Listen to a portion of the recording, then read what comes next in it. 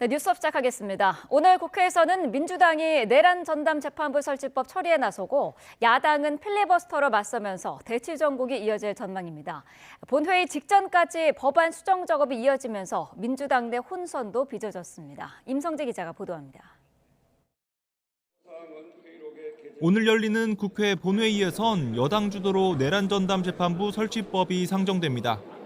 위헌 논란을 겪은 끝에 전담재판부를 2심부터 도입하고 판사 추천위원회 구성해 법원 외부 인사를 배제하기로 한 수정안이 처리되는 겁니다. 민주당은 본회의 하루 전에도 사법부의 신뢰성을 문제 삼으며 내란 전담재판부법의 당위성을 부각했습니다. 사법부가 신뢰를 잃었기 때문에 국회를 제치고 꼴찌로 가라앉은 것 아닙니까? 아직도 국민의 뜻을 모르겠습니까? 반대로 국민의힘은 사법 장악 시도를 노골화하는 거라며 필리버스터 항전을 예고했습니다. 대법원이 별도 예규를 마련하면서 명분과 필요성이 사라진 만큼 법안을 전면 폐기해야 한다고 목소리를 높였습니다. 위헌 논란이 뚜렷한 법안을 의석수로 밀어붙이겠다는 것은 결국 민주당이 위헌 정당임을 스스로 인정하는 것입니다. 대대적인 여론전도 예고했지만 민주당이 절대다수 의석을 점하고 있는 만큼 법안 통과를 막긴 어려울 거란 전망입니다. 민주당은 뒤이어 정보통신망법 개정안 처리에도 나설 거로 보여 필리버스터 대치는 성탄절 전날까지 이어질 거로 예상됩니다. 본회의에 상정될 법안 순서를 정하는 과정에선 민주당 내 혼선도 노출됐습니다. 본회의 전날 오전까지 정통망법 내란재판부법 순으로 처리에 나서려 했지만 내란재판부법을 우선 상정하기로 한밤중 계획을 바꾼 겁니다. 국회 법사위 처리 과정에서 추가된 허위정보 유통 금지 조항에 대한 위헌 가능성이 일자 지도부가 이를 덜어내기로 했고 수정 작업이 예상보다 길어지면서 이 법안 순서에도 영향을 줬다는 분석입니다. 이를 두고 야권 등 정치권 일각에선 연내 처리 시한을 맞추기 위해 논란이 있는 법안을 무리하게 강행하는 거란 비판도 제기됩니다. 민주당은 연말 본회의 기간 이후엔 법외국제 신설이나 법원조직법 개정에도 차례로 나선다는 계획입니다. 하지만 국민의힘이 모두 악법으로 규정한 사안들이어서 연초에도 필리버스터 대치가 이어질 가능성이 큽니다. YTN 임성재입니다. 통일교의 정치권 로비 의혹을 규명하기 위한 통일교 특검에 국민의힘과 개혁신당이 전격 합의했습니다. 다만 특검 도입의 결정권을 가진 더불어민주당이 반대하고 있어 실행 여부는 불투명합니다. 박희재 기자입니다. 국민의힘과 개혁신당이 여야 정치권의 통일교 측 금품 수수 의혹을 수사하기 위한 통일교 특검에 전격 합의했습니다. 양당 원내대표는 첫 만남 후 나흘 만에 다시 오찬 회동을 하고 나란히 서서 특검법을 공동 발의한다는 입장을 밝혔습니다. 빠르면 오늘 저녁이나 내일 오전 정도에 법안 초안을 서로 가지고 상의가 그동안 쟁점이 됐던 특별검사 추천권은 개혁신당이 양보하기로 했습니다. 대법원에서 법원행정처에서 2명을 추천하고 그중에 1명을 대통령이 임명하는 형태로 수사 범위에는 이른바 쌍특검을 주장했던 국민의힘이 한 발 물러서기로 했습니다. 통일교의 정치권 로비 의혹에 더해 민중기 특검의 여권 수사 은폐 의혹까지 포함하되 민특검과 관련한 다른 의혹은 일단 빼기로 했습니다. 다만 특검법이 본회의를 통과하려면 국회 절대다수를 차지하는 여당의 협조가 필요한데 더불어민주당은 수용 불가 방침을 재확인했습니다. 경찰이 특별전담 수사반까지 꾸린 현 단계에서 논의할 만한 필요성이 떨어진다는 겁니다. 특검을 수용할 의사가 전혀 현 단계에서는 없다. 경찰에서 지금 특별수사팀의 강제 수사가 지금 진행이 되고 있지 않습니까? 오는 28일 김건희 특검까지 마친 뒤 수사를 보강하는 2차 종합특검 의지를 밝혀온 만큼 야권의 통일교 특검은 논점 흐리기, 물타기라는 입장입니다. 여론조사 결과 여당 지지자들 사이에서도 특검 요구 의견이 많지만 그건 금품과 금액 등이 구체적으로 보도됐기 때문이라며 자세히 보면 특검에 응할 만한 상황이 아니라고 주장했습니다. 거대 양당 모두 특검을 고리로 내년 지방선거까지 내란 프레임을 이어가느냐 청산하느냐 줄다리기에 나선 모양새인데 결국 여론 추이와 수사 상황이 특검 추진의 주요 변수가 될 전망입니다. YTN 박희재입니다. 윤석열 전 대통령 공천 개입 의혹과 관련해 개혁신당 이준석 대표가 피의자 신분으로 9시간 넘게 특검에 조사를 받았습니다. 이 대표는 의심스러운 공천 정황이 있었다면서도 자신을 공범으로 엮는 건 무리한 시도라며 선을 그었습니다. 이미진 기자가 보도합니다. 개혁신당 이준석 대표가 업무방해 혐의 피의자 신분으로 특검에 출석했습니다. 지난 7월 특검이 이 대표의 국회의원 사무실과 자택을 압수수색한 지 5달 만입니다. 윤석열 전 대통령 부부의 공천 개입 의혹을 들여다보고 있는 특검은 2022년 당시 국민의힘 당대표였던 이 대표를 상대로 사실관계 파악에 주력했습니다. 같은 의혹으로 고발된 이 대표는 의심스러운 공천 정황이 있었다면서도 자신은 관여하지 않았다며 관련성을 부인했습니다. 윤 전 대통령과 범행을 함께 모의할 만큼 우호적인 사이가 아니었을 뿐만 아니라 당대표가 공천에 개입한다는 건 그 자체로 언어 모순이라는 겁니다. 2022년에 윤석열 대통령이 저를 어떻게 대했는지 대부분의 국민들이 다 알고 있습니다. 그런데 그 상황에서 저랑 윤석열 대통령을 공범으로 엮으려고 한다? 그거는 굉장히 무리한 시도다 이렇게 생각합니다. 앞서 이 대표는 윤 전 대통령이 서울 강서구청장과 포항시장 등의 공천에 개입하려 했고 이를 뒷받침할 통화 녹음이 있다고 주장해왔습니다. 94쪽 분량의 질문지를 준비한 특검은 이 대표에게 윤 전 대통령 부부가 연루된 공천 개입 의혹에 대해 전반적으로 캐물었는데 지난해 총선을 앞두고 이 대표와 명태균 씨, 김영선 전 의원 등이 모인 이른바 7불사 회동도 포함됐습니다. 공천 개입이라든지 또 윤석열 대통령에 대해 증언할 부분이 있다면은 그것도 성실하게 진술했습니다. 사실 왜 피의자로 구성되었는지를 아직까지도 잘 모릅니다. 주말 이틀 동안 윤 전 대통령과 이 대표를 소환하며 막판 수사에 속도를 내고 있는 특검은 오는 28일 수사 종료 전 이들에 대한 처분을 결정할 계획입니다. YTN 임혜진입니다. 통일교 의혹을 수사하는 경찰이 압수물 분석과 신속한 수사를 위해 오늘부터 수사 인력을 대폭 보강합니다. 경찰은 그동안 확보한 압수물 등을 토대로 전재수 더불어민주당 의원의 혐의를 확인하는 데 주력하고 있는데 필요하다면 재소환까지 고려한다는 방침입니다. 윤태인 기자의 보도입니다. 통일교 의혹을 수사하는 경찰 특별전담 수사팀은 출범 9일 만에 전재수 더불어민주당 의원을 소환해 14시간 넘는 마라톤 조사를 벌였습니다.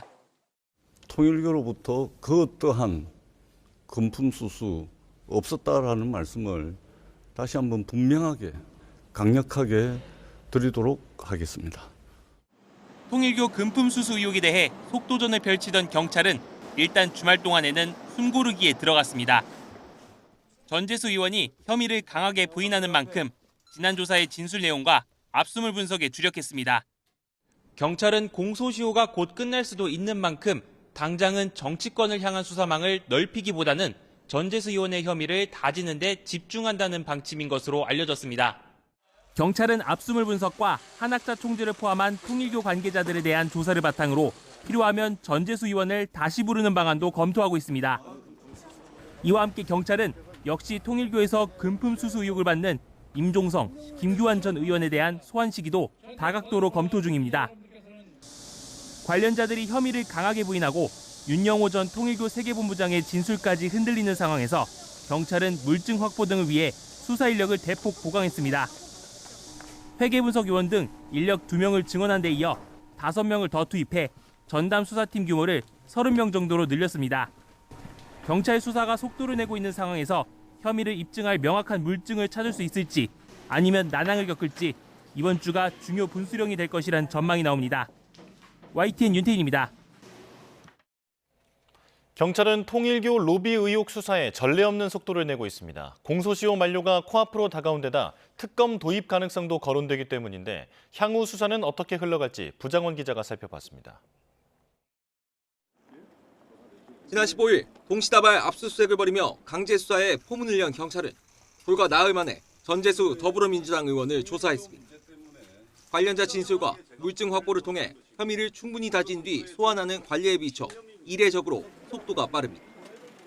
특히 금품 수수 의혹이 불거진 정치권 인사 가운데서도 전재수 의원 조사에 집중하고 있는데 그 배경엔 공소시효 문제가 있습니다. 처음 의혹을 촉발한 윤영호 전 세계본부장은 특검 조사에서 지난 2018년 전 의원에게 현금과 명품 시계를 건넸다고 진술했습니다. 의혹이 제기된 정치권 인사 가운데 시기적으로 가장 이른데 사실이라면 정치자금법 위반 혐의는 이달 말로 7년의 공소시효가 만료됩니다. 고작 열흘 남짓 남은 겁니다. 뇌물죄의 경우 최대 15년까지 시효가 늘지만 명품 시계 등 핵심 물증을 찾지 못한 데다 성립 요건인 대가성 입증도 쉽지가 않습니다. 여기다 야권이 띄우고 있는 통일교 특검의 도입 가능성도 배제할 수는 없기 때문에 경찰로선 최대한 속도를 낼 수밖에 없습니다. 올해 안에 어느 정도 결론이 나올 가능성도 있는데 신속함 못지않게 철저한 수사가 중요한 만큼 경찰의 고심이 깊어지고 있습니다. YTN 부장원입니다. 오는 28일 김건희 특검을 끝으로 내란과 최상병 특검 등 초유의 3특검이 모두 막을 내립니다. 김건희 특검은 막판까지 수사에 힘을 쏟을 계획인데 윤석열 전 대통령 부부의 수사 무마 의혹 등 일부 사건은 끝맺지 못할 것으로 보입니다. 이준엽 기자입니다. 김건희 특검이 오는 28일 180일의 수사를 마무리합니다. 마지막 주에 돌입해서도 수사는 진행형입니다. 당장 이창수 전 서울중앙지검장과 도이치모터스 주가 조작 수사 실무를 맡았던 검사의 소환 조사를 시도하고 있습니다. 세비를 동원해 산 고가 가방을 김건희 씨에게 전달한 혐의를 받는 김기현 의원은 앞서 2차례 소환 통보에 불응했는데 특검은 김 의원 소환이 불가피하다는 입장이라 다시 시도할 가능성도 있습니다. 그동안 최종 처분을 미뤄온 여러 사건에 대해서는 결론을 내는데 주력할 전망입니다. 특히 윤석열 전 대통령 부부의 매관 매직 등 각종 금품 수수 의혹과 관련해서는 두 사람 소환 조사만에 남겨둔 상황이었던 만큼 조만간 처분이 이뤄질 것으로 보입니다. 특검은 이 밖에도 공천 개입 의혹 등 특검법에 명시된 의혹 상당수에 대해서는 수사를 마무리할 계획이지만 수사 항목만 16개로 방대한 만큼 일부 의혹은 종결이 어려울 거란 관측도 제기됩니다. 특히 윤 전 대통령 부부의 박성재 전 법무부 장관을 통한 수사 무마 의혹은 지난 2일 뒤늦게 첫 압수수색이 이뤄진지라 결론 짓기가 쉽지 않습니다. 수사가 남은 사건들은 경찰 국가수사본부로 이첩 수순을 밟을 거로 예상됩니다. 특검은 이 같은 수사 내용을 종합한 최종 결과를 오는 29일 오전 10시에 발표합니다. YTN 이준엽입니다. 네, 용산에 있던 대통령실이 이번 주에 대부분 청와대로 이전합니다. 이재명 대통령은 다음 주부터 청와대에서 직무를 시작할 예정입니다. 홍민기 기자입니다. 굳게 닫힌 청와대 춘추문이 열리고 이삿짐차가 들어옵니다. 용산 대통령실을 떠나온 책상 등 집기들을 작업자들이 분주히 나릅니다. 언론인들이 사용할 춘추관 2층 브리핑룸도 쌍방향 카메라 설치 등 막바지 준비에 한창입니다. 용산 대통령실을 떠나 3년여 만에 청와대 시대가 다시 막을 올리는 겁니다. 이번 주부터는 모든 브리핑이 청와대에서 열리고 이전 작업이 마무리된 뒤엔 대통령실 공식 명칭부터 휘장과 직원들의 명함까지 이에 맞게 바뀔 예정입니다. 이재명 대통령은 이번 주까지는 용산에서 수석 보좌관 회의 등을 주재한 뒤 다음 주부터 청와대로 자리를 옮깁니다. 삼청동 첫 출근을 맞아 인근 주민들과 인사하는 등 공식 행사도 계획 중인 걸로 알려졌습니다.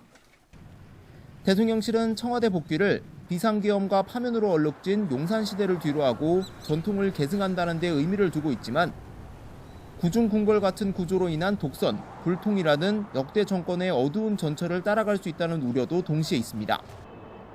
비서진이 있는 여민관과 본관 집무실까지 도보 10분에 달하는 물리적 거리 때문입니다. 이를 고려해 이 대통령도 본관 대신 여민관 집무 공간을 주로 사용할 계획이라고 대통령실은 설명하고 있습니다. 대통령과 비서실장, 정책실장, 안보실장 등 핵심 3실장이 모인 여민관이 국정의 핵심 사령탑이 되는 겁니다. 집무 공간을 여민관이라 보통 부르는데 거기가 국민과 더불어라는 뜻이거든요. 이 대통령의 생활 공간인 한남동 관저는 당분간 유지될 전망입니다. 내년 상반기 청와대 관저 공사를 마칠 때까지 이 대통령은 한남동 관저에서 출퇴근할 예정입니다. YTN 홍민기입니다.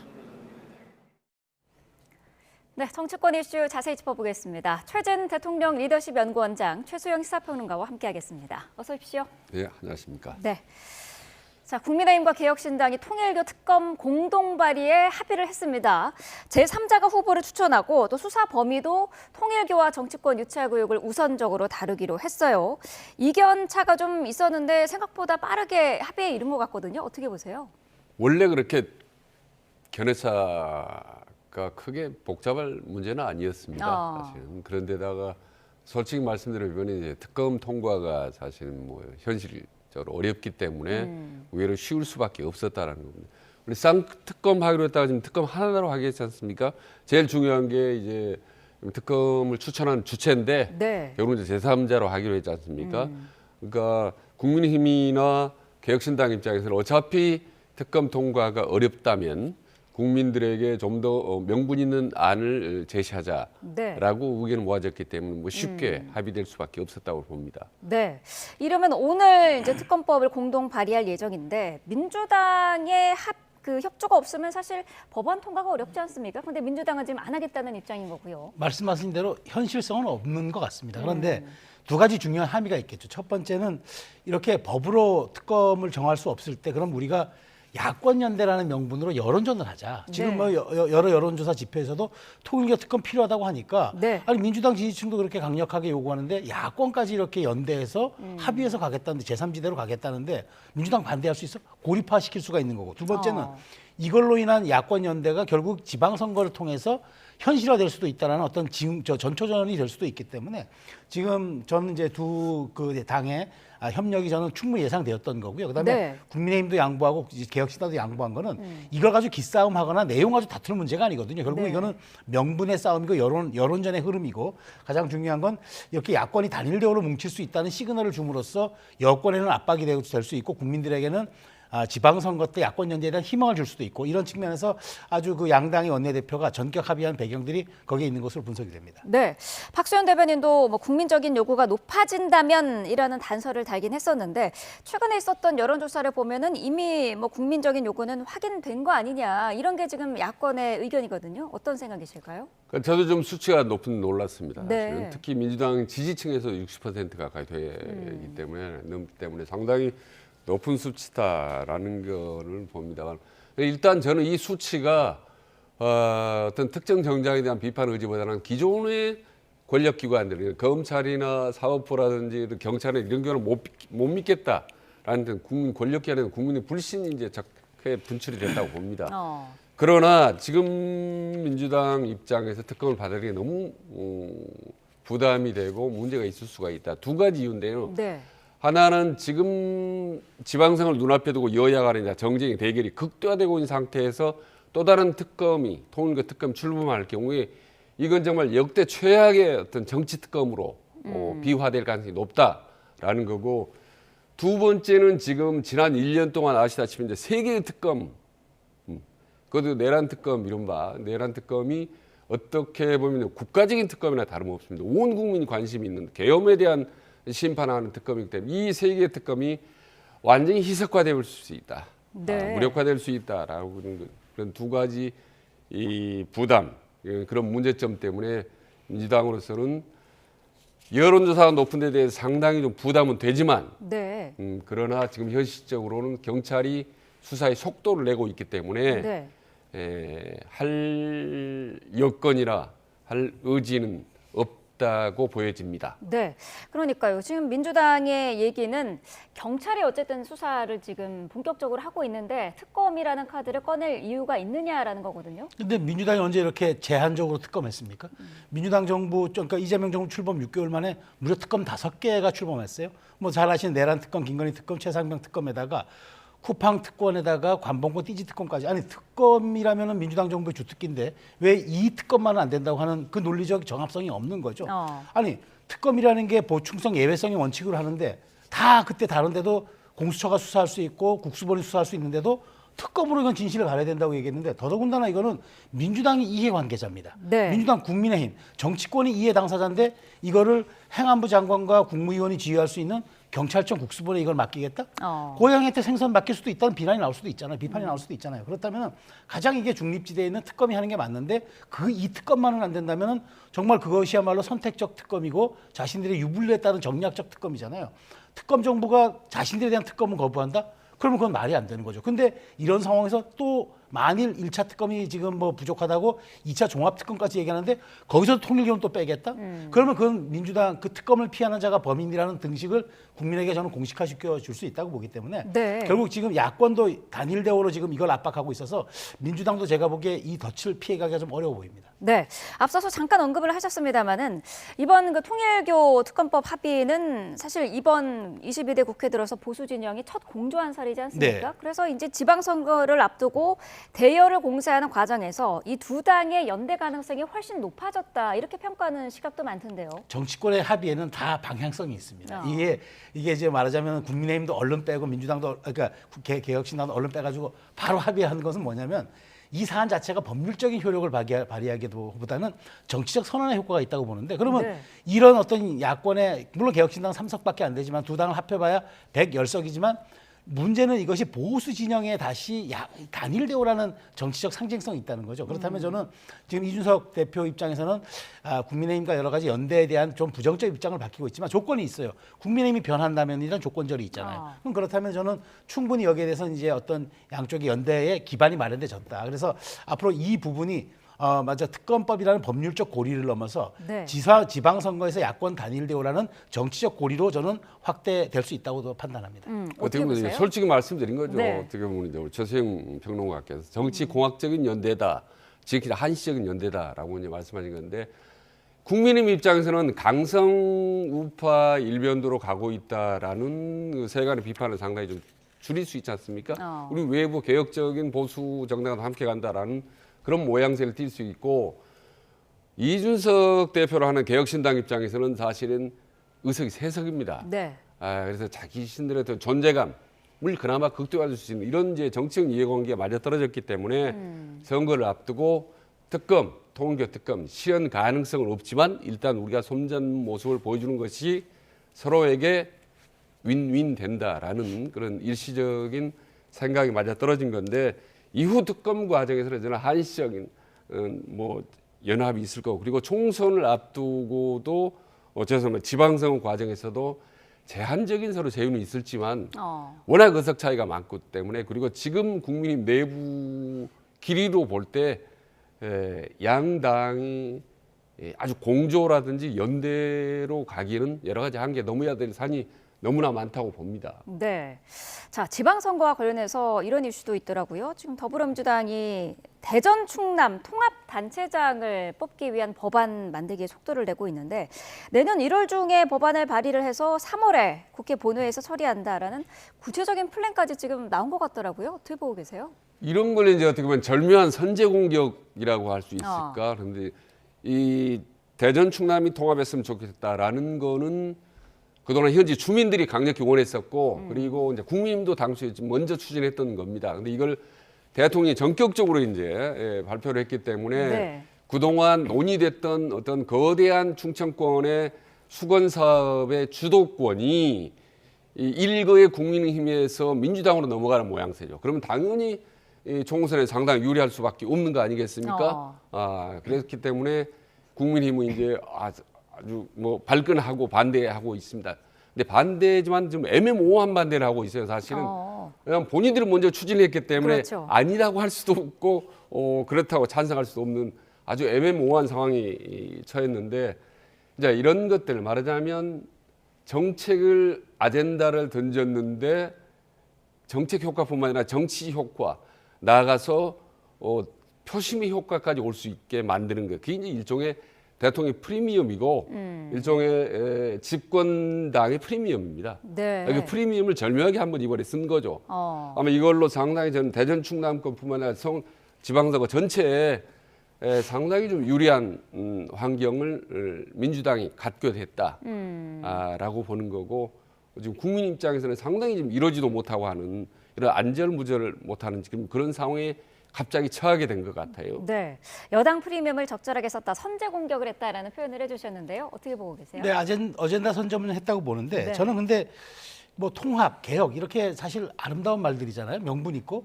근데 이런 게 되려고 그러면은 문제는 방향이 아니라 방식이어야 돼요. 자, 근데 방향은 아름답고 대의가 있어요. 그런데 갑자기 민주당이 그토록 반대하던 걸 왜 대통령이 정부건 여당은 같이 한 몸인데 왜 지금 꺼냈을까? 선거 전략적이라는 의도를 받는 거죠. 자, 국민의힘이 주장했어요. 근데 민주당은 반대했는데 치밀한 사전 조율을 거치지 않고 대통령이 불쑥이걸 하겠다고 얘기하는 순간 민주당도 당황해하는 거죠. 근데 정부 여당의 이렇게 국가 백년지 대계를 다루는 정책이 이렇게 즉흥적이어야 되겠습니까? 우리 왜 지금 이 역사에서 이 기초에 대한 통합, 기초단체에 대한 통합은 많았는데 광역이 했던 적은 한 번도 없어요. 광역 통합은. 네. 뭐 부울경 메가시티라든가 대구 경북 통합 아무것도 안 됐어요. 왜 안 됐을까요? 이게 단위도 클 뿐더러 여기에 대해서는 다양한 이해관계가 얽혀있기 때문에 공론화 과정이 필수적이란 말이에요. 그래서 저는 대통령이 이렇게 던져서 물론 이제 내년 6월에 하기 위해서는 이제 3월까지 입법을 마련해야 되지만 입법보다 더 중요한 게 양쪽 주민자치 투표를 해야 됩니다. 이게 네. 지방자치법에 명시돼 있어요. 근데 여기서 만일 부결이 되면은 법률적으로는 가능하지만 정치적으로는 가능하지 못해요. 그러니까 저는 이렇게 국가의 백년지대 같은 큰 대의들을 이렇게 말하자면 선거에 종속된 전략적인 방식으로 추진하는 순간 동력은 급격히 상실될 수밖에 없다. 그러니까 네. 민주당 내에서도 이거 우리 단체장 둘인데 왜 하나가 되는 거야? 그다음에 국민의힘에서는 도대체 대통령의 저희가 뭐지? 왜 이때 이걸 꺼내서 본인이 정치적 센터 본능을 강화시킬까? 여기에 혹시 뭐 선거 의도가 담겨 있는 건 아닐까? 이렇게 의심하면은 이게 정말 우리 국가의 백년지 대계인데 이게 다른 데도 통합에도 영향을 미칠 텐데 이런 식으로 졸속으로 처리되는 거 저는 원치 않다고 생각하고요. 네. 이런 점에서 저는 양쪽뿐만 아니라 주민의 의견을 들어야 되고 가장 중요한 거 정부가 시혜적으로 통합을 시켜서 지역 발전시켰다 얘기할 게 아니라 자립할 수 있는 근거를 마련해주는 게 사실상 어찌 보면 지역 발전의 핵심입니다. 그 부분을 간과해서는 안 되는데 너무 정치적 선언이 앞서는 듯한 느낌이 받아서 네. 이게 과연 순항할지 저는 약간 좀 의구심이 듭니다. 네, 주민투표 과정을 최소한 거쳐야 되는 거 아니냐라는 지적에 대해서는 어떤 의견이실까요? 당연하죠. 그리고 선거 앞에 사실 착한 대통령은 없습니다. 아하. 여야 불문하고 보수 진보를 막론하고 선거를 이겨야 대통령 국정운영 탄력을 받기 때문에 네. 다분히 정치적인 아젠다를 던질 수밖에 없었다고 보는 거고요. 네. 그리고 즉흥적이라고 말씀드리는데 저는 이제 전격적이라고 말씀드립니다. 그 차이는 있습니다. 즉흥적인 제안은 아무런 준비 없이 갑자기 어느 날 툭 던지는 건데 전격적이라는 그동안에 계속적인 논의해왔던 거 아니겠습니까? 지역 수건 사업입니다, 이게. 그렇기 때문에 충분히 논의되고 그동안에 여러 가지 절차를 거쳐왔기 때문에 마지막에 방점을 찍지 못했어요. 사실 이 좋은 어떻게 보면 아젠다를 윤석열 대통령이 왜 전에 임기 전에 이걸 못 듣는지 모르겠어요. 아마도 이번 과정에서 아마 국민힘에서 이걸 선거적으로 뭔가 활용하려고 했는데 대통령으로 우리 여당에서 미리 이걸 간파를 하고 먼저 선제 공격을 가하지 않았을까라는 생각을 합니다. 네. 어찌됐든 결론은 뭐냐면은 대전순 통합은 지역민에서 원한다. 간절히 원하고 있는 바다. 그거를 대통령이 정부 여당이 적극적으로 나서 해주겠다라고 하는데 말 사람이 누가 있겠습니까? 그래서 1월 달에 이제 발의를 하고 3월 달까지는 최종적으로 이제 처리를 한다는 건데 그도 벌써 이제 특위를 띄었습니다. 네. 이제 민주당은 이미 특위를 띄었기 때문에 속도 있게 진행하면 충분히 가능하다. 상당히 아마 국민의힘 입장에서는 죄송하면 많이 뼈아플 것 같아요. 저 큰 아젠다를 놓쳤기 때문에 뼈아프겠지만 뭐 대통령과 민주당 입장에서는 뭐 이렇게 좋은 아젠다를 뭐 적극적으로 활용할 뭐 필요성을 느끼지 않겠습니까? 예. 네. 자, 이런 가운데 지금 김민석 총리가 이 대통령 임기 관련한 언급을 하는 것을 두고도 정치권 공방이 벌어지고 있습니다. 5년은 짧다. 더 했으면 좋겠다는 얘기가 나온다는 말을 하는 건데 여기 대해서 지금 국민의힘에서는 장기 집권 간복이다. 총리로서는 부적절했다라는 지적이 나오고 있거든요. 그러니까 지금 무안에 가서 이제 국정 설명회에서 한 건데 직접 뭐 윤석열 대통령 뭐 임기가 짧았는데 뭐 이재명 대통령 5년이 먹겠다 이런 실명 거론하지 않았습니다. 다만 이제 이재명 대통령은 호남을 너무 좋아한다, 찐 사랑한다라고 하면서 이제 5년이 길게 했다는데 이제 5년 따데 이런 얘기는 당연히 누가 보더라도 이재명 대통령 임기가 너무 짧아서 앞으로 더 했으면 좋겠다라는 식으로 해명하는데 일단 지금 이 시점에 저런 발언하는 것은 적절치가 않다라고 저는 봅니다. 일단 본인은 물론이고 이재명 대통령에게도 별로 좋을 건 없습니다. 사실은. 네. 그래서 과거에도 이제 이해찬 전 총리도 20년 집권론을 폈다가 아주 그냥 십자포화를 맞지 않았습니까? 국민들은 아무리 그 정부가 잘한다 하더라도 5년, 10년 추후 정권을 언급하는 순간 상당히 거부감을 불러일으킬 수가 있습니다. 그래서 앞으로도 총리라든지 이따 이 현 정부의 중요한 사람들은 임기 문제, 아주 그런 임기 민감한 이런 문제에 대해서는 좀 자제할 필요가 있다라는 말씀을 드립니다. 네, 평론가님께서는 어떻게 보세요? 뭐 대단히 부적절한 발언이고 또 총리가 저렇게 뭐 취임 6개월 지나서 국정 홍보 자리에서 저렇게 감성적인 저 발언, 감성팔이하는 건 저는 정말 그런 금도를 넘어선 거라고 보고요. 네. 권력의 임기는 헌법과 국민이 정하는 겁니다. 그런데 그 겨우 대통령의 권한을 행정부에 대행하는 총리가 마치 명시적으로 그것을 가능한 듯이 얘기하는 거, 그리고 이게 논란이 되니까 내가 총선을 얘기한 거지 대선을 얘기한 게 아니다. 개헌이 뒷받침되는 이슈를 저렇게 가벼이 꺼냅니까? 총리의 자질도 문제지만 저는 호남을 가서 얘기했다는 걸 좀 저게 예사롭지 않게 봅니다. 결국 지금 정청래 대표와 당권 경쟁을 염두에 두고 미리 이재명 대통령 지지층에게 한번 김민석을 도와주세요 한 게 아닌가 싶어요. 저 정치인의 말과 행동, 동선에는 다 전략이 담겨 있기 마련인데 호남을 가서 굳이 저렇게 얘기한 거는 김대중 대통령의 고향에 가서 이재명 대통령이 그 정도의 반열이라고 얘기를 하는 거란 얘기죠. 그리고 여기에 대한 것들은 개헌을 통해서 우리가 더 할 수도 있다는 것을 명시적으로는 얘기하지 않았지만 가능성을 던져줌으로써 이재명 대통령 지지층을 더 강하게 결집시키고 지금 그렇게 해서 저는 6월 달에 6월이 지나서 7월에 선거할 수 있는 당대표 선거에서 정청래 대표와 일합을 겨루기 위한 사전포석이 아닌가. 그런데 당권에 대한 경쟁을 국정에 대한 문제를 치환한다? 이것이야말로 가장 저는 문제라고 생각을 하는 겁니다. 총리의 자리가 1인지야 만인지상이라고 얘기하는데 그런 자리를 저렇게 가벼운 언행으로 한다?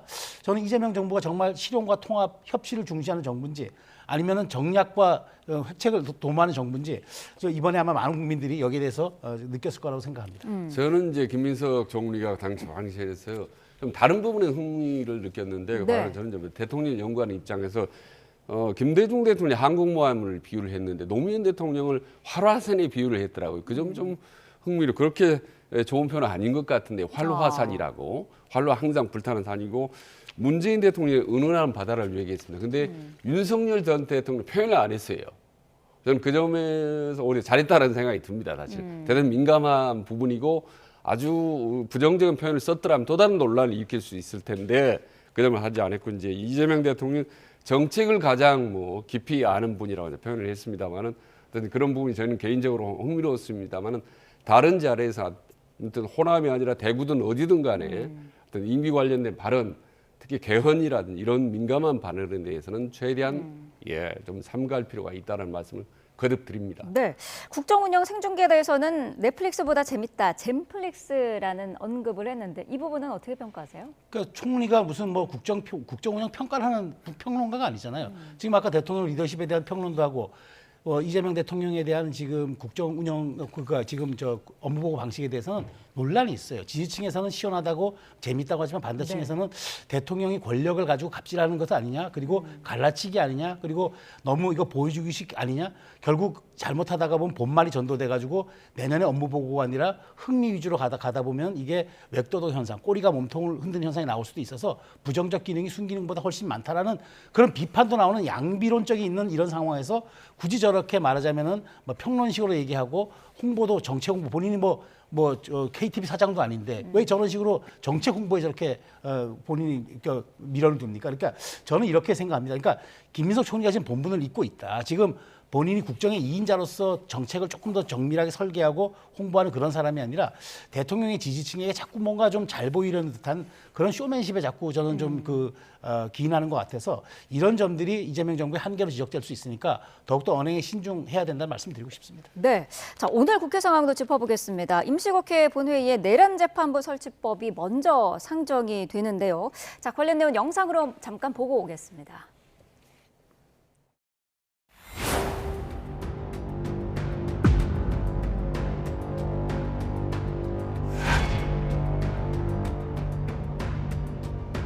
내란 청산이라는 국민의 명령을 완수하고 이 땅의 민주주의와 헌정 질서를 바로 세우기 위해 연내에 사법개혁을 완수하겠습니다.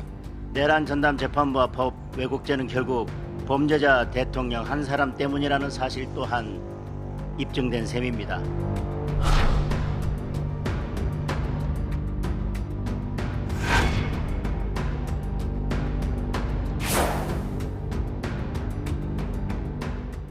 한간에 최소화한다고 그러니까 그게 말이 되냐 이런 비판도 많이 있었는데요. 위헌 소지를 없앴다 이렇게 정리를 하겠습니다. 누더기는 아무리 기워도 누더기다. 장기 집권과 독재로 가는 길을 열겠다. 이 나쁜 의도가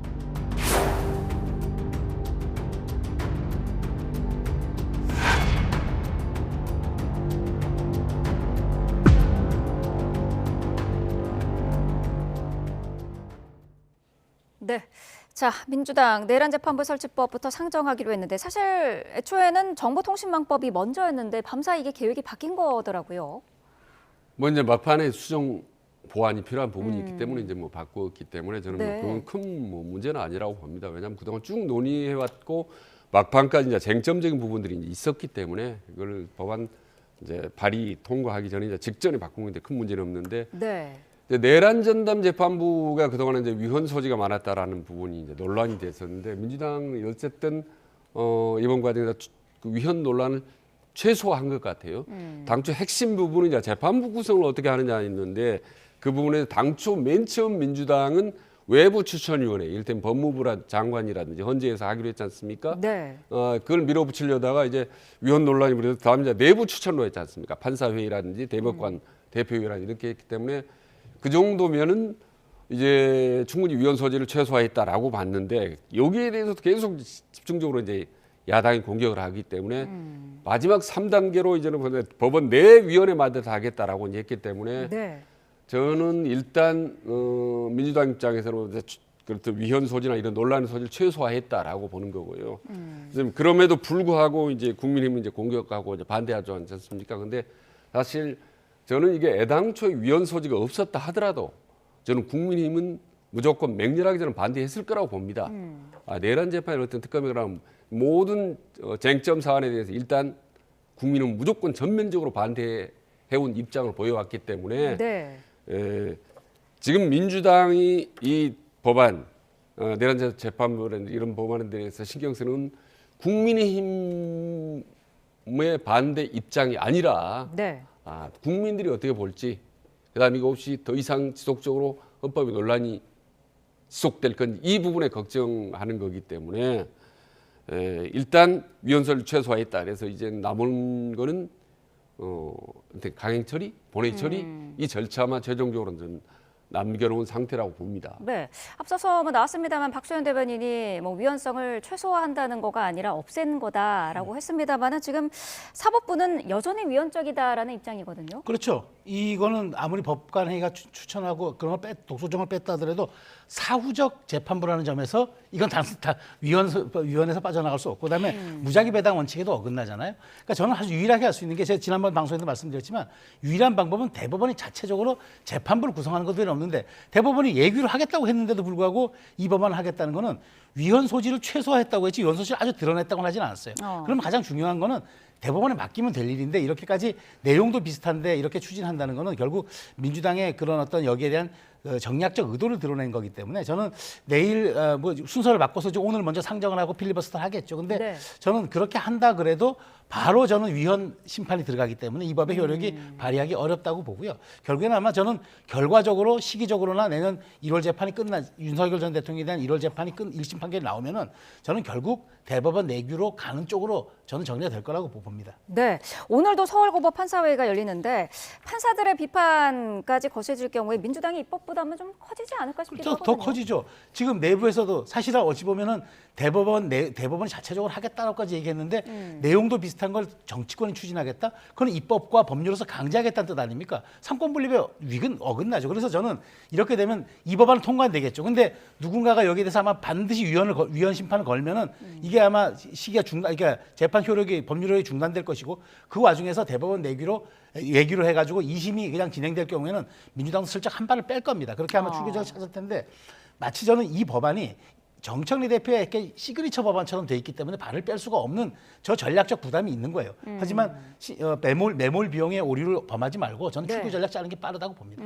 이미 뭐 발을 뺄 수 없는 그런 부담이 있다라는 지적을 해주셨는데요. 근데 일단 뭐 국민힘으로 해서 조희대 재판부의 어떤 방향성이나 예규 이런 부분에 대해서 적극적으로 찬성을 하고 이의 제기를 하지 않는 거 보면 마치 국민힘이 조희대 대법관 쪽하고는 상당히 가깝지 않나 이런 또 오해를 갖게 됩니다. 그래서 내란 재판이라는 이런 좀 엄중한 사건이기 때문에 특히 이제 보수 강경 세력이 주도가 돼서 사실 일으킨 게 내란 재판 비상계엄 아니었습니까? 비상계엄이기 때문에 그걸 보수 정권에 맡긴다. 더구나 정치적인 편향성이 논란에 계속 휘달렸던 조희대 대법관부가 추천한 사람들, 배당한 사람들 재판부로 구성해서 기존의 내란 재판을 계속한다는 것은 상당히 위험천만하다. 여러 가지 문제가 많다라는 기본 인식이 민주당이나 국민들의 상당수에 깔려 있기 때문에 어떤 형태로든지 새로운 재판부가 이걸 빨리 신속하게 공정하게 마무리할 수밖에 없다.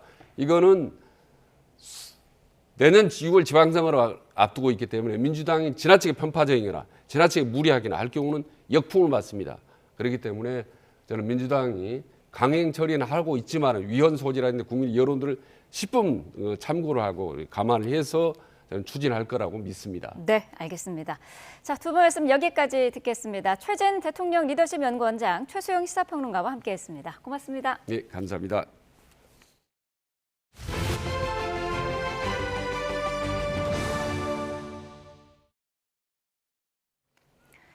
네, 한국소비자원이 SK텔레콤에 정보가 유출된 모든 가입자에 대해 1인당 10만 원씩 총 2조 원이 넘는 보상안을 제시했습니다.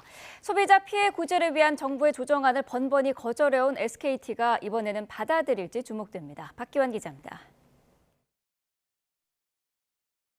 지난 4월 가입자 2,300만 명의 개인정보를 빼앗긴 SK텔레콤.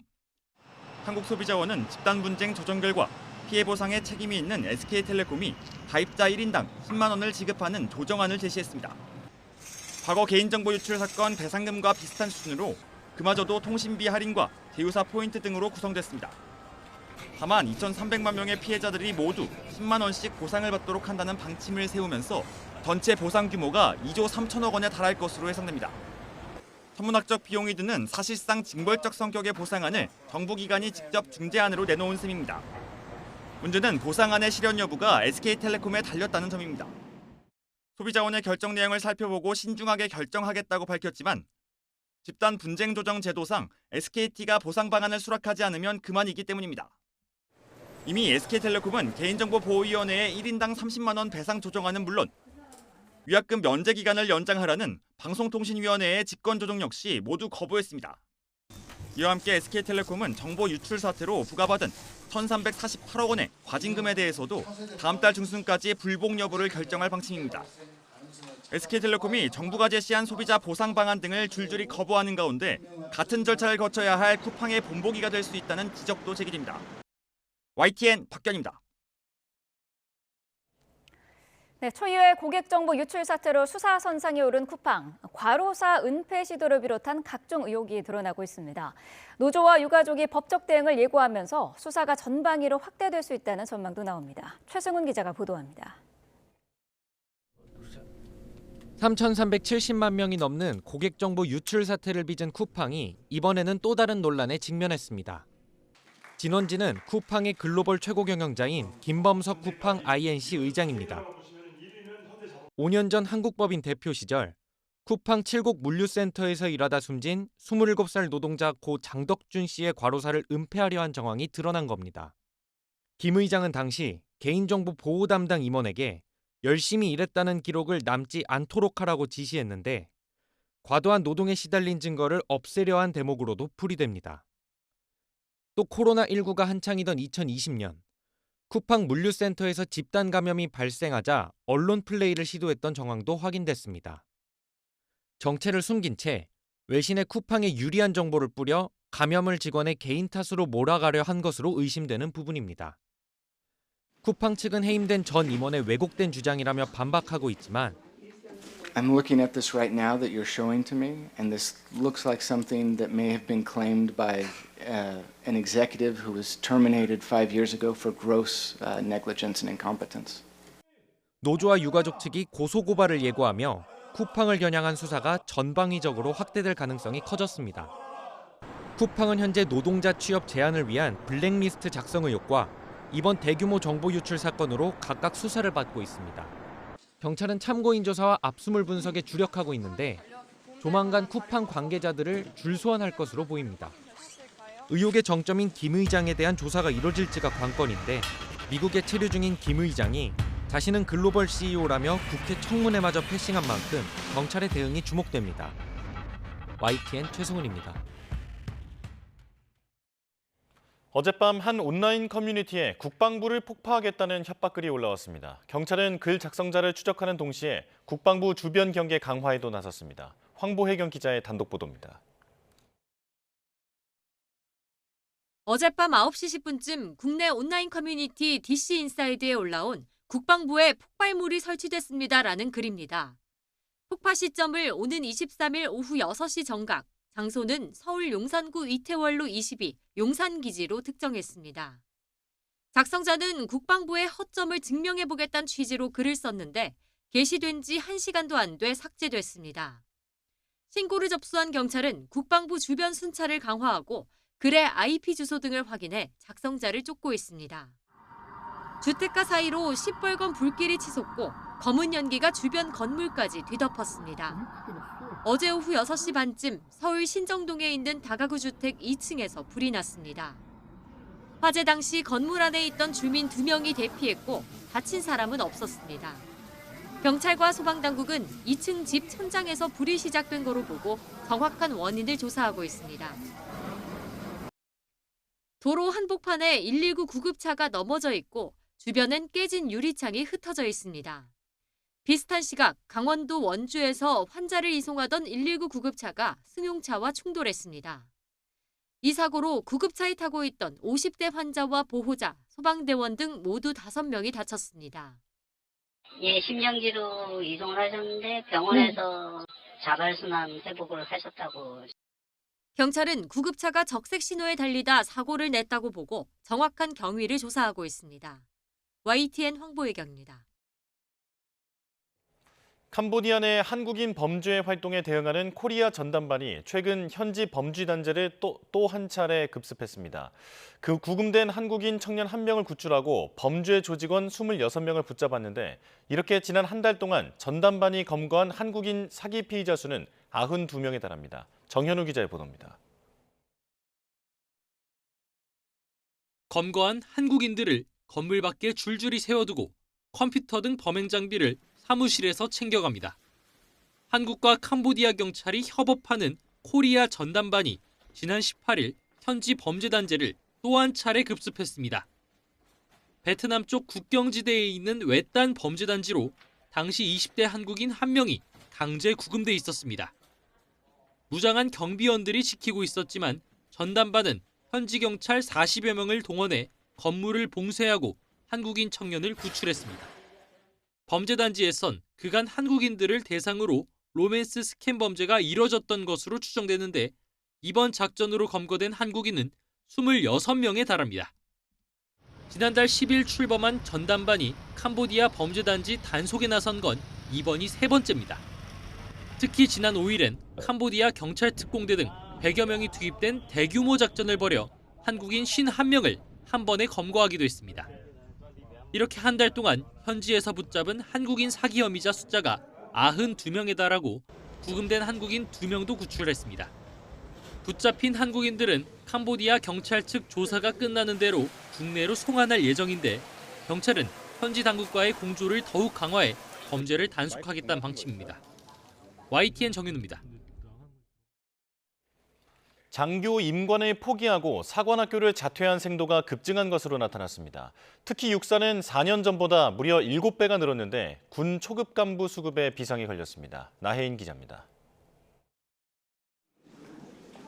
올해 장교로 임관한 육군사관학교 81기 자퇴생은 77명으로 집계됐습니다. 입학 모집 정원 330명의 23%가 중도 퇴교를 선택한 겁니다. 직전 기수인 80기보다 2배 이상 많고 11명에 불과했던 4년 선배 77기와 비교하면 7배나 늘었습니다. 육군 3사관학교나 공군사관학교 자퇴생 역시 증가하는 추세입니다. 사관학교에 붙고도 장교 임관을 포기하는 이유는 업무와 책임에 비해 열악한 처우가 첫손에 꼽힙니다. 병사 월급이 150만 원까지 가파르게 오르는 사이 장교 초봉은 올해 처음 200만 원을 간신히 넘겼습니다.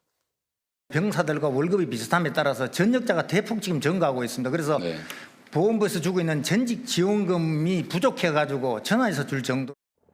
12.3 비상계엄 이후 군을 바라보는 사회적 인식이 나빠진 것도 장교 임관 의지를 꺾게 하는 요인으로 분석됩니다. 올해 상반기 정년이 남았는데도 군복을 벗은 희망전역 간부는 2,800여 명, 창군 이래 최대치를 기록했습니다. 국방부는 내년 초급 간부 기본급을 6.6% 올해 인상률만큼 거듭 올리고 수당도 확대한다는 계획입니다.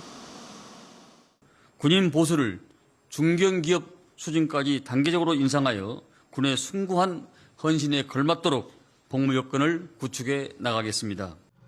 하지만 인구 자체가 줄어드는 시기 인재 유출을 막으려면 떠나고 싶지 않은 군을 만들기 위한 파격적인 유인책이 필요하다는 지적이 나옵니다.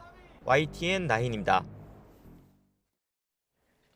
미국 법무부가 의회의 압력에 밀려 방대한 양의 앱스타인 파일을 공개했지만 오히려 역풍이 거세지고 있습니다. 애초 트럼프 대통령 관련 자료는 거의 공개하지 않은 데다 하루 만에 일부 자료를 삭제한 사실이 드러나자 민주당은 파상 공세에 나섰습니다. 보도에 유투권 기자입니다. 미국 법무부가 웹사이트를 통해 공개한 앱스타인 파일 가운데 하나입니다. 서랍에 담긴 여러 장의 사진 사이로 트럼프 대통령 부부가 앱스타인과 함께 찍은 사진이 보입니다. 그런데 이 사진은 공개된 지 하루 만에 슬그머니 삭제됐습니다. 이 밖에도 최소 15건의 자료가 별다른 고지나 설명 없이 사라진 것으로 확인됐습니다. 애초 자료 자체가 부실하게 공개된 가운데 석연찮은 삭제 조치까지 이어지자 논란은 더 커졌습니다. 공개된 파일 가운데 트럼프 대통령 관련 자료는 거의 없었고 FBI의 피해자 인터뷰나 법무부 내부 메모 등 예민한 자료들도 누락됐습니다. Only releasing those and not releasing anything that makes Trump look bad at all is an attempt to distract the narrative, to move the narrative away from Trump to all of these other folks. 법무부는 뒤늦게 피해자 보호 차원에서 일부 자료를 삭제했다고 밝히고 적절한 조사를 거쳐 다시 게재할 예정이라고 해명했습니다. 또 나머지 자료는 순차적으로 모두 공개하겠다고 거듭 약속했습니다. 하지만 민주당은 법무부 인사들에 대한 탄핵까지 거론하며 즉각적인 공개를 요구하고 있습니다. Justice Department official who has obstructed justice could face prosecution in this administration or a future administration. 여기에 공화당 일부 의원들도 민주당의 보조를 맞추고 나서면서 트럼프 대통령은 더욱 깊은 수렁으로 빠져드는 모양새입니다. YTN 유투관입니다. 차기 연방준비제도 의장 후보로 꼽히는 케빈 해싯 백악관 국가경제위원회 위원장이 금리 인하 여지가 충분하다며 트럼프 대통령과 같은 생각임을 강조했습니다. 해칫 위원장은 미국 인플레이션이 목표치보다 낮은 것은 기업들이 관세를 고려해 가격을 낮췄기 때문이라고 주장했습니다. 뉴욕에서 이승윤 특파원입니다. 케빈 해싯 백악관 국가경제위원회 위원장은 미국의 중앙은행인 연방준비제도가 금리를 인하할 여지가 충분하다고 밝혔습니다. 식료품과 에너지를 제외한 근원 인플레이션의 3개월 이동평균치가 1.6%로 연준의 목표치인 2%보다 낮다는 점을 근거로 들었습니다. 트럼프 대통령의 측근인 해싯 위원장은 몇 주 뒤 발표될 차기 연준 의장으로 유력하게 거론되는 인물. 트럼프 대통령이 기준금리 대폭 인하가 필요하다고 믿는 사람을 차기 연준 의장 후보로 지명하겠다고 공언한 상황에서 한 발 치고 나간 것으로 풀이됩니다. Absolutely 100% whoever the president picks needs to be 100% independent, but that doesn't mean that you don't listen to voices. 해싯 위원장은 연준이 느리다는 트럼프 대통령의 말은 옳다며 금리를 더 일찍 내렸어야 했다고 주장했습니다. 트럼프 행정부의 관세에 따른 비용 증가가 소비자에게 상당 부분 전가됐다는 언론 보도와 관련해선 인정할 수 없다고 반박했습니다. 특히 관세를 부과하면 미국의 물건을 파는 데 절박한 외국 생산자들이 시장 경쟁력을 위해 가격을 낮출 것이라고 주장했습니다. 그래서 미국 소비자 가격에 최종적으로 미치는 영향은 크지 않을 것이라며 관세 이후 4% 성장률과 1%대 인플레이션을 갖게 됐다고 말했습니다. 하지만 관세 정책 이후 소비 양극화 경향이 두드러지면서 미국 사회에서는 이른바 감당 가능한 생활비가 정치적 화두로 떠올랐습니다.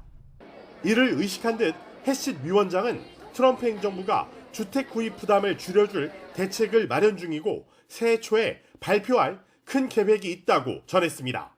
뉴욕에서 YTN 이승윤입니다. 타이완 도심에서 발생한 흉기 난동 사건 범인의 마지막 행정이 담긴 CCTV 영상이 공개됐습니다.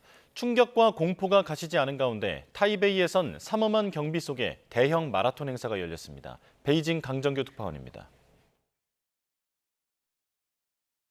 검은색 옷차림의 남성이 유유히 계단을 올라옵니다. 한 손에 흉기를 든 채 능숙하게 출입문 걸쇠를 열고 옥상 밖으로 나갑니다. 그로부터 2분 뒤 추격해온 경찰 9명이 체포에 나섭니다.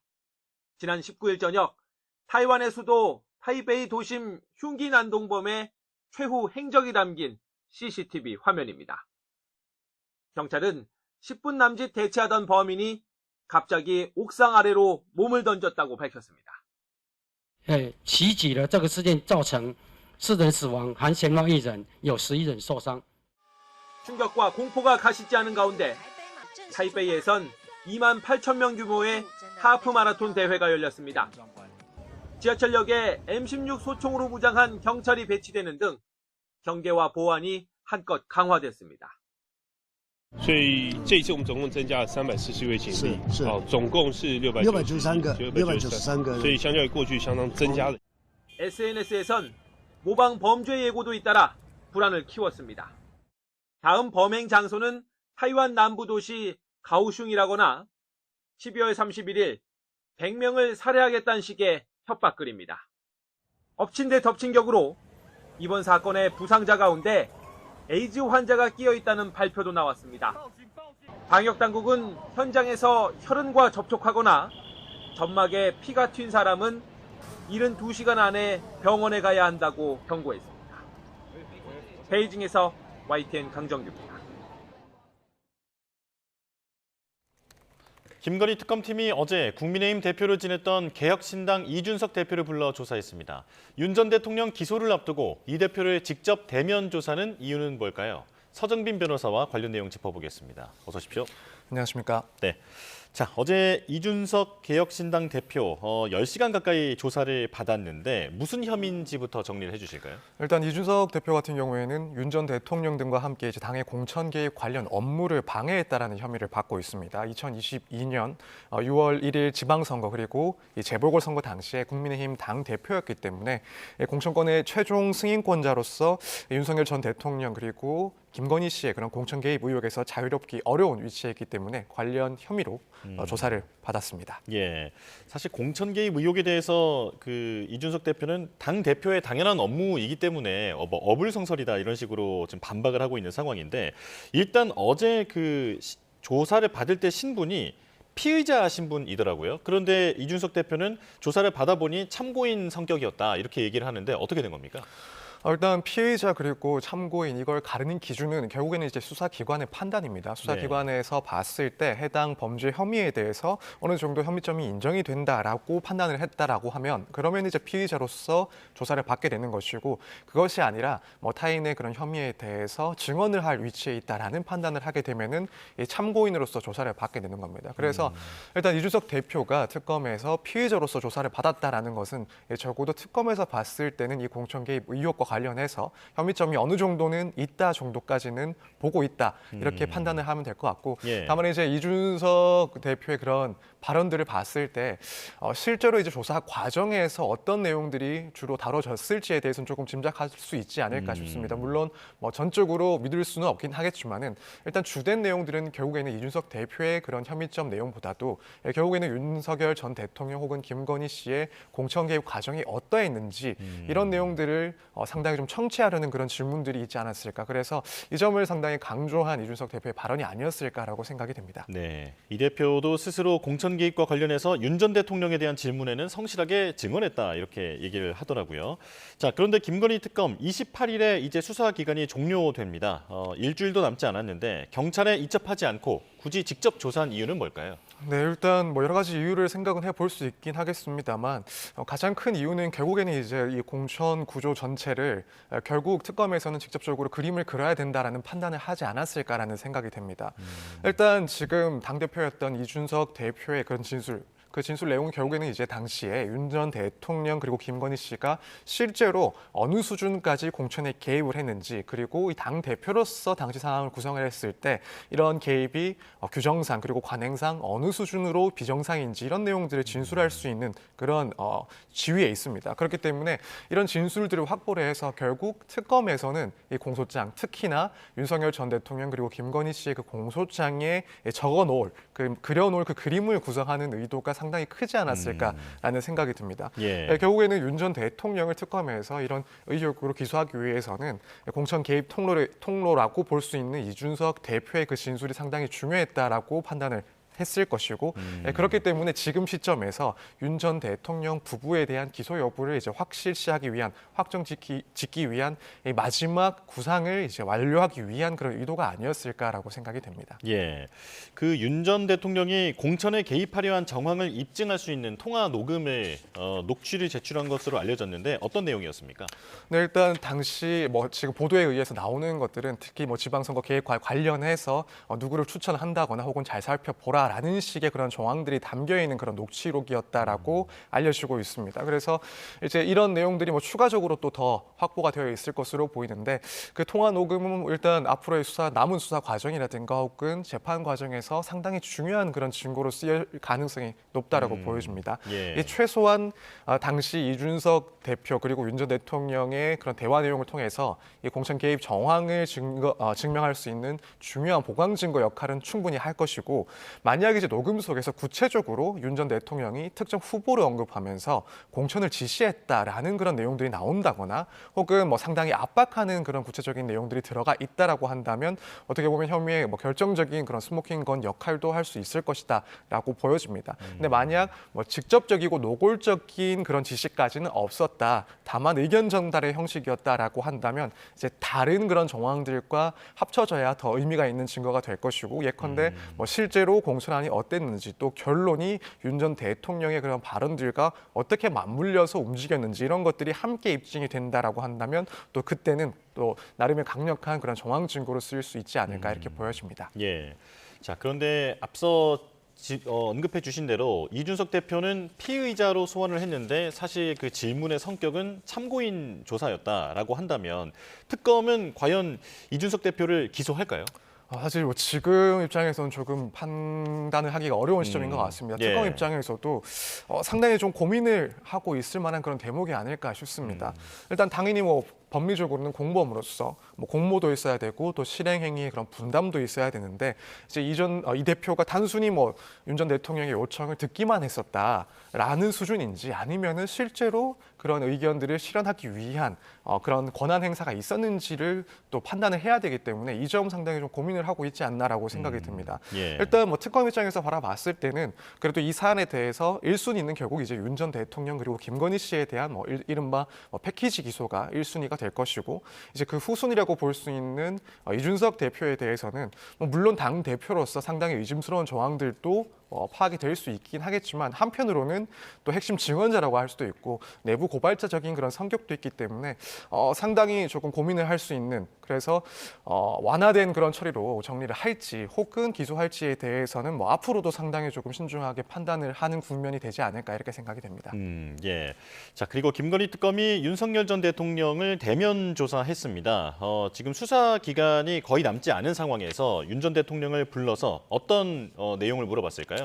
일단 지금 또 공천 개입 의혹과 관련해서 실제로 그런 개입들이 있었는지, 영향력을 행사한 바가 있는지에 대해서 물었을 것이고, 또 지금 그 밖에 뭐 김건희 씨가 각종 그런 물품들을 수수했다라는 의혹과 관련해서 이 점에 대해서 알고 있었는지 혹은 뭐 지시가 있었는지, 뭐 청탁의 그런 내용들이 있었는지 여부에 대해서 총망라하는 그런 내용들을 아마 청취를 하려고 했을 겁니다. 물론 여기에 대해서 윤 전 대통령 입장에서는 모든 혐의에 대해서 다 부인을 했을 것이고, 그래서 뭐 공천 개입도 없었다, 없었다. 또 김건희 씨가 어떤 선물을 받는다라는 것은 전혀 알지 못했고, 뭐 지금 보도에 의하면은 관련된 그런 뭐 귀중품들을 보고 물어봤을 때는 빌린 것이다라는 정도만 이야기를 들었다라는 진술을 한 것으로 보여서 각종 혐의에 대해서는 이제 모두 부인을 했던 상황으로 보입니다. 그래서 일단 특검 입장에서는 지금 남은 기간이 이제 며칠 남지 않은 상황에서 이 김건희 씨와 관련된 그런 의혹들을 좀 한 번에 정리하는 그런 수순을 밟을 필요가 있었고 이 점을 확인하기 위해서 조사를 진행을 했다라고 생각이 됩니다. 예, 말씀해주신 그런 모든 혐의에 대해서 윤 전 대통령은 부인했지만 사실 김건희 씨 공소장에 보면 이미 윤 전 대통령이 공범으로 적시가 되어 있지 않습니까? 그렇다면 윤 전 대통령과 김건희 씨를 모두 동반 기소를 한다면 이제 부부가 한 법정에 서게 되는 겁니까? 네, 그렇게 될 가능성이 매우 높습니다. 일단 김건희 씨의 기존 공소장에 이제 앵커님께서 말씀해주신 것처럼 윤 전 대통령이 공범으로 기재가 되어 있습니다. 이 말은 뭐 특검에서는 이미 관련 의혹들에 대해서 두 사람에 대해 운명 공동체로 보고 있다라는 뜻이라고 해석을 할 수 있을 것 같습니다. 이제 거기다가 현재 이 두 사람에 대해서 특검이 이번 주 내로 뇌물수수 혹은 뭐 부정청탁금지법 위반에 공범으로 기소할 것이 예측이 되고 있고 상당히 좀 확실시되고 있는 상황인 것 같습니다. 이제 만약 그렇게 기소가 된다라고 한다면 공범이 한꺼번에 기소가 되는 상황이 되기 때문에 우리 헌정사에서는 일찍이 볼 수가 없었던 전직 대통령 부부가 나란히 기소가 돼서 나란히 한 재판정에 피고석에 서는 그런 모습까지도 충분히 연출될 수 있다 이렇게 전망이 됩니다. 예. 자, 그리고 특검의 최대 과제로 보면 김건희 씨를 알선수재도 아니고 뇌물죄로 이제 처벌을 받게 하려면 대가성이 입증돼야 되지 않습니까? 그리고 공무원이 아니기 때문에 윤 전 대통령과의 어떤 공범 관계도 규명을 해야 하는데 상당히 그 과제가 많다 이렇게 볼 수 있겠네요. 네, 그렇습니다. 그렇기 때문에 특검에서 뇌물죄와 또 한편으로는 뭐 청탁금지법 혹은 알선수재를 조금 저울질하고 있는 상황이 아닐까라고 생각이 됩니다. 이제 말씀하신 것처럼 이 뇌물죄 같은 경우에는 그 혐의를 입증하는 것이 상당히 까다롭습니다. 입증을 해야 될 그런 요건들이 많기 때문에 그렇고 또 이런 범행의 특성상 이 점을 긴밀하게 이루어지는 이런 범행들을 이제 수사기관에서 밝히는 것이 쉽지 않기 때문에 난이도가 상당히 있습니다. 이제 뇌물죄로 결국에는 의유를 하려고 한다면 결국 일단 첫 번째로는 두 사람의 경제적인 그런 공동체라는 점은 일단 논리가 구성이 되어 있을 건데 그 밖에 이제 윤 전 대통령이 김건희 씨의 이런 금품 수수 사실을 알고도 이를 묵인하거나 혹은 방조했음을 입증을 해야 됩니다. 결국 또 한편으로는 이런 뇌물로 의심되는 금품 수수가 있었다 하더라도 한편에서는 또 대가성이 입증이 돼야 되는데 당연히 대법원 판례상 이 대가성과 관련해서는 단순히 선물을 받는 것을 넘어서 어떠한 현안을 해결해 주기로 약속을 한다거나 해결해 주는 그런 대가 관계가 또 입증이 돼야 됩니다. 그렇기 때문에 특검이 이제 청탁금지법 등이 아니라 이렇게 뇌물죄로 기소를 하겠다, 의유를 하겠다라고 한다면 결국 이제 윤 전 대통령의 사전 공무나 혹은 뭐 사후적인 그런 보고 그런 인식 여부를 또 확인을 하고 밝혀내야 되는 상황이 되기 때문에 남은 기간 동안 이런 점들을 충분히 밝힐 수 있을지 물론 뭐 재판 과정에서 다양한 증인신문 과정을 통해서 이 점 밝힐 수도 있긴 하겠습니다만은 일단 지금 상황에서 봤을 때는 그 시간적인 혹은 물리적인 한계가 좀 보여지는 상황이기 때문에 어느 쪽으로 의율할지 상당히 좀 고민을 하고 있지 않을까 이렇게 예측이 됩니다. 네, 일단 뇌물이라 하더라도 알선수재라 하더라도 수수액 자체도 양형에 매우 중요한 기준이지 않습니까?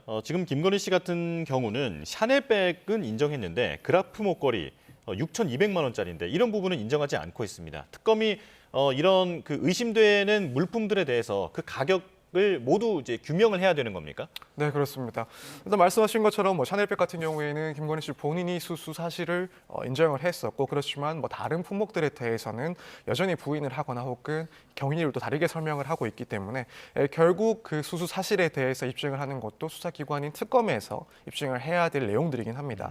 그래서 일단 특검에서 이 부분 기소를 하고 재판으로 나아간다라고 한다면 뭐 실제 이 금품 수수 사실에 대해서는 구매자가 누구인지 자금 출처는 어떠했는지 또 전달 그리고 착용된 그런 정황들은 어떠했는지 또 뭐 반납이라든가 혹은 은닉의 그런 여부까지도 좀 깔아놓고 증거로 이제 어느 정도 확인을 시켜야 되기 때문에 이런 점이 상당히 좀 어렵게 진행이 될 수가 있습니다. 그래서 지금 뭐 수사의 그런 입증 정도에 따라서는 일부에 대해서는 뭐 뇌물이나 혹은 청탁금지법으로 갈 수도 있긴 하겠지만 또 일부에 대해서는 좀 입증의 부족을 고려를 해서 뭐 불기소를 하는 그래서 뭐 그런 정황들에 대해서는 다른 혐의에 대해서 어느 정도 참고할 만한 그런 정황 사실로 뒷받침하는 수준으로 뭐 사건을 끌고 갈 수도 있지 않을까 이렇게 생각이 됩니다. 네, 현실적으로는 모든 그 의심 물품에 대해서 다 규명하는 게 쉽지 않을 수 있다 이렇게 말씀을 해주셨는데요.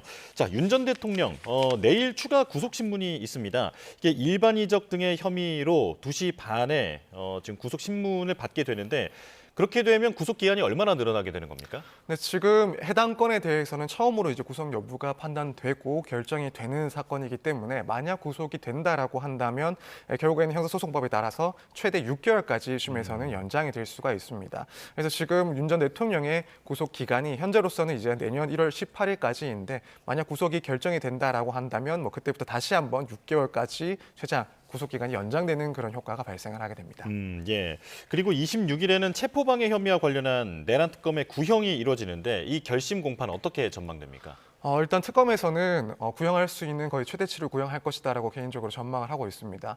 이제 관련된 혐의 중에서 가장 무거운 것이 특수공무 방해, 그러니까 당시에 체포영장 집행을 방해했다라는 혐의입니다. 그것 말고도 4가지의 혐의가 더 있는데 이런 경우에는 이제 결국 가중을 해서 상한치가 정해지게 되고 뭐 대략적으로는 11년 정도가 가중했을 때 이 상한치가 됩니다. 그렇다면 특검 입장에서는 당시에 현직 대통령으로서 법원이 발부했던 그 영장에 대해서 집단적인 방해 행위를 했기 때문에 이 사안에 대한 심각성을 상당히 강조를 할 것이고 그러면 뭐 상한치에 근접한 그런 구형을 하지 않을까 이렇게 생각이 됩니다. 이제 한편 윤 전 대통령 측에서는 이전까지 그렇게 주장을 해왔던 것처럼 당시에 뭐 공수처의 그런 수사권이 없음을 주장을 한다든가 또 한편으로는 이 구속영장의 적법성을 또 따지고 드리려고 할 것입니다. 특히 이제 지난번 재판에서도 주장을 했듯이 지금 윤 전 대통령 측의 주된 논리 중에 하나는 이 당시 비상계엄이 적법했다. 이것이 내란죄에 해당하지 않는다. 그래서 이걸 혐의로 해서 발부된 구속영장 자체가 부적법했고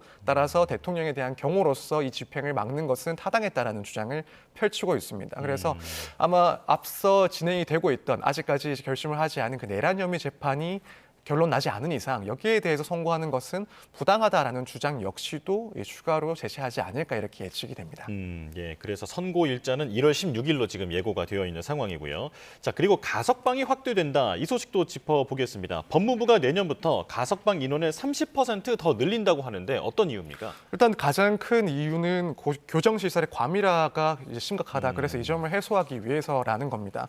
현재 이제 국내 교도소 수용률이 130%에 달하고 서울구치소 같은 경우에는 150%를 넘어갈 때도 있었습니다. 그만큼 이 과밀 수용 자체는 좀 심각한 문제라고 보여지고 심지어는 이제 헌법재판소에서도 사실 이 과밀 수용 문제를 수용자의 그런 인간 존엄성을 해칠 수 있다라고 판시를 한 바도 있습니다. 그리고 또 한편으로는 현실적인 그런 부작용도 존재를 하는데 수용 공간이 지나치게 부족하게 되면은 교화 프로그램이 제대로 돌아가지 않을 수가 있고 질병의 노출이라든가 혹은 위생상의 문제도 발생할 수 있는 그런 문제점들이 있습니다.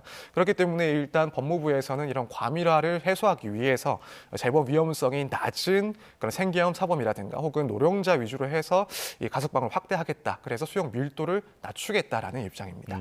예, 과밀 수용이 문제면 더 지어라라고 하는 그런 여론도 있기는 한데 일단은 이 부분보다는 가석방이 되게 되면 이제 이 사람들에 대한 감시 체계는 앞으로 어떻게 이루어지게 되는 겁니까? 일단 가석방이 된다라고 해서 곧바로 출소가 되는 것이 아닙니다. 출소는 하지만 일종의 조건부 출소라고 보시면 될 것 같습니다. 이때는 이제 보호관찰법이 적용이 되게 되고 이제 보호관찰관이 남은 가석방 기간 동안 이 수용자를 관찰하게 됩니다. 그래서 또 한편으로는 주거지 제한이라든가 혹은 특정인의 접촉 금지와 같은 준수사항이 또 부과되기도 하고 경우에 따라서는 이런 점들을 확인하기 위해서 전자발찌와 같은 그런 정자장치가 부착돼서 추적을 하기도 합니다. 그리고 만약에 준수사항을 어겼다 혹은 재범을 저지른다라고 하면 가석방이 또 즉시 취소가 돼서 남은 형기를 모두 살아야 됩니다. 그래서 일부 시민들 입장에서는 가석방이 확대가 되면은 좀 불안감이 좀 커질 수 있다라는 걱정을 할 수도 있긴 합니다만 현재 이제 법무부의 그런 시스템을 봤을 때는 충분히 추적할 수 있고 또 이런 재범 위험성도 상당히 낮출 수 있다 이렇게 개인적으로는 생각을 하고 있습니다. 예, 생계형 경범죄 그리고 재범 위험이 낮은 사람이 대상이 된다 이렇게 정리하겠습니다. 지금까지 서정빈 변호사와 이야기 나눠봤습니다. 고맙습니다. 감사합니다.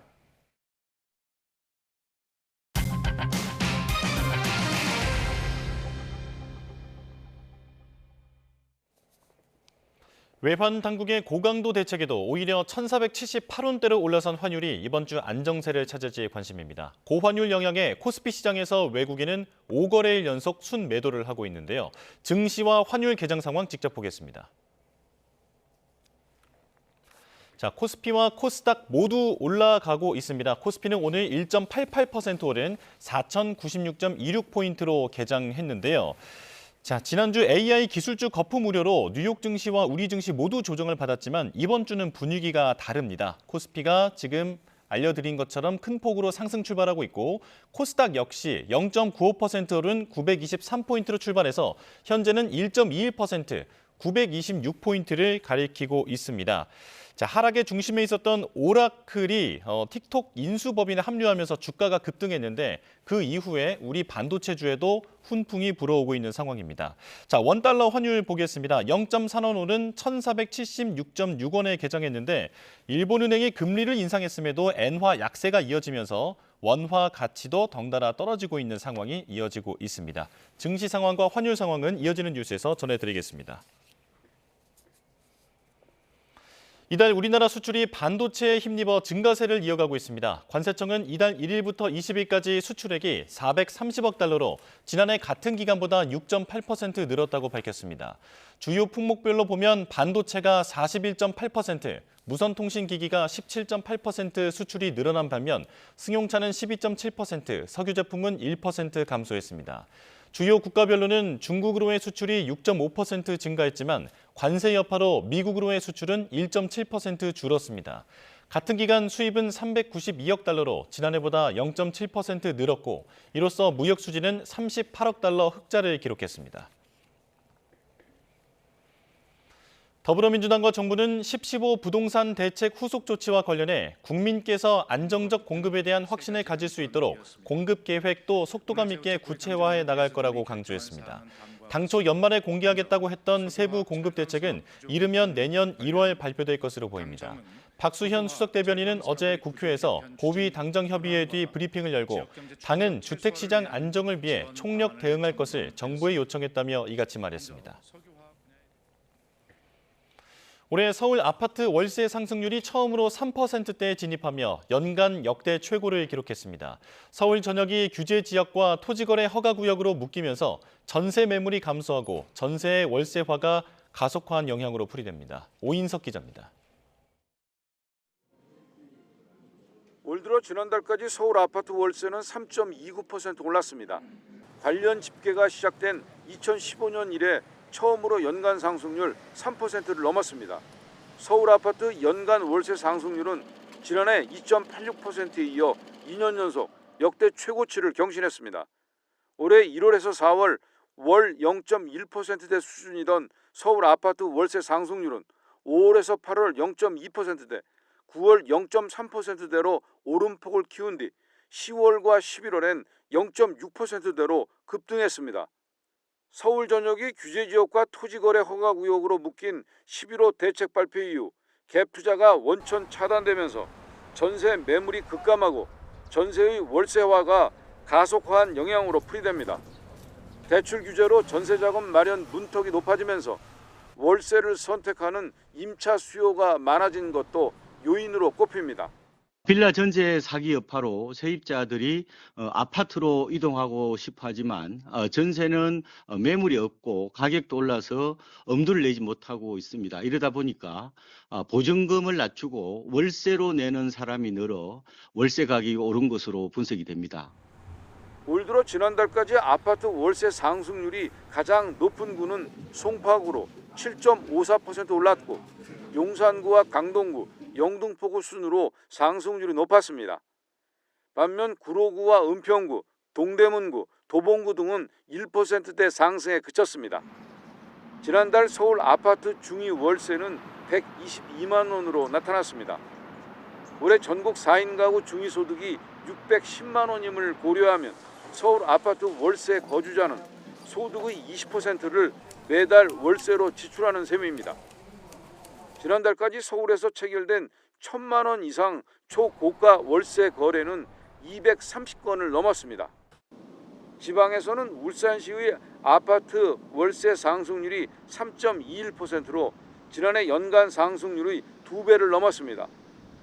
올해 한미 조선협력 마스가 프로젝트 등으로 조선업계 호황이 이어지며 대형 조선소가 많은 울산에 이주 수요가 대거 유입된 영향으로 풀이됩니다. YTN 오인성입니다. 내년 1분기 전기요금이 현재 수준에서 동결됩니다. 한국전력은 내년 1분기에 적용할 연료비 조정 단가를 현재와 같은 킬로와트 시당 5원으로 유지한다고 밝혔습니다. 연료비 조정 단가는 단기 에너지 가격의 흐름을 반영하기 위해 직전 석 달 동안의 연료비 변동 상황을 반영해 산정됩니다. 이에 한전은 킬로와트 시당 5원 내려야 한다고 판단했지만 산업통상부는 한전의 재무 상황과 연료비 조정 요금 미조정액이 상당한 점을 고려해 5원 유지를 통보했습니다. 올해는 수십 년간 공상과학의 영역에 머물러 있던 비행차가 현실에 한 걸음 더 다가섰던 한 해였습니다. 전 세계 여러 기업이 최신 모델들을 공개하며 기대를 높였는데 상용화까지 넘어야 할 산도 여전히 많습니다. 한상욱 기자입니다. 아랍에미리트 두바이에서 비행 시연한 중국 회사의 접이식 팔과 로터를 갖춘 전기 수직 이착륙기입니다. It have a 6-wheel setup, all-wheels drive, also with 2 exhaust differential lock, so it can go off-road. But what's amazing is it can storage a full capability eVTOL into the trunk. This is the first vehicle can get the aircraft into the trunk, right? 회사는 중국 내 인증을 추진하고 있고 내년 판매를 목표로 하고 있습니다.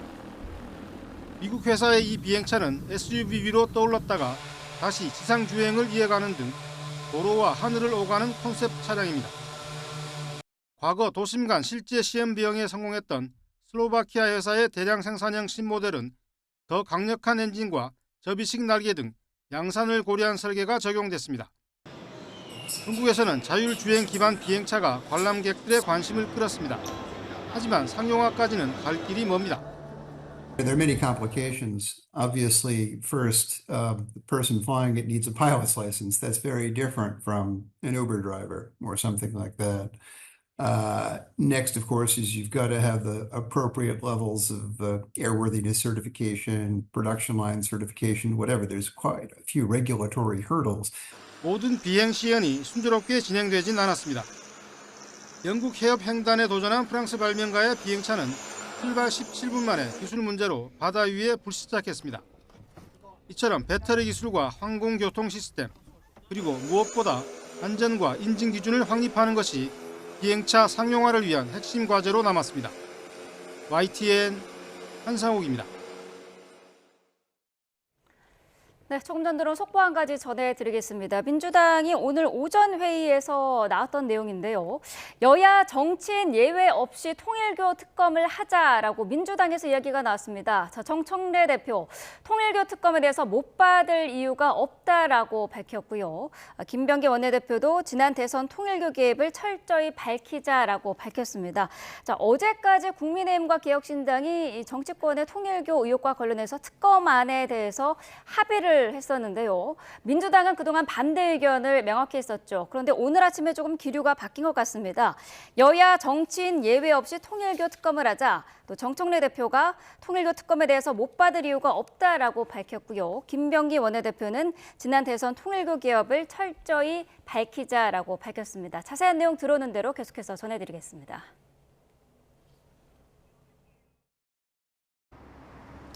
동짓날 아침 영하권 추위가 찾아왔습니다. 오늘 서울 아침 기온은 영하 5.9도, 체감온도는 영하 10도 가까이 곤두박질했는데요. 그래도 낮부터는 추위가 차츰 풀리겠습니다. 아침 기온과 비교했을 때는 기온이 10도 안팎 크게 오르겠고요. 공기도 한결 부드러워지겠습니다. 그럼 먼저 특보 상황부터 살펴보도록 하겠습니다. 현재 경북 안동과 의성, 경남 밀양과 양산 등 일부 영남 지역에 한파주의보가 내려져 있고요. 특보 지역인 안동은 오늘 아침 기온이 영하 10도 안팎으로 곤두박질하는 등 강추위가 기승을 부렸습니다. 낮부터는 예년 기온을 회복하겠습니다. 서울 4도, 대전과 전주 7도, 광주 9도로 이맘때 초겨울 날씨가 예상됩니다. 내일과 모레도 큰 추위는 없겠습니다. 다만 내일 오후부터 수요일 아침까지 전국에 비가 내리겠고요. 크리스마스 당일에는 맑은 하늘이 드러나겠지만 강추위가 찾아올 전망입니다. 목요일 크리스마스 당일은 낮에도 기온이 종일 영하권에 머물며 춥겠습니다. 외출하신다면 보온에 더욱 신경 쓰셔야겠습니다. 지금까지 YTN 정수현입니다. 네, 뉴스업 월요일 순서 마칩니다. 내일 다시 뵙겠습니다. 고맙습니다.